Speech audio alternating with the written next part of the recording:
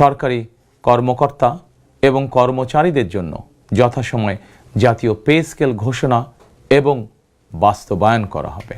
দেশের সরকারি কর্মকর্তা ও কর্মচারীদের জন্য দীর্ঘ প্রতীক্ষিত নবম পে স্কেল নিয়ে নতুন গতি এসেছে। সর্বশেষ তথ্য অনুযায়ী 2026-27 অর্থবছরের শুরু অর্থাৎ 1 জুলাই থেকে নতুন বেতন কাঠামো কার্যকর হওয়ার সম্ভাবনা রয়েছে। সরকার ইতোমধ্যে নতুন বাজেটে পে স্কেল বাস্তবায়নের জন্য বড় অঙ্কের বরাদ্দ রাখার পরিকল্পনা করছে এবং ধাপে ধাপে এটি কার্যকর করার দিকে এগোচ্ছে।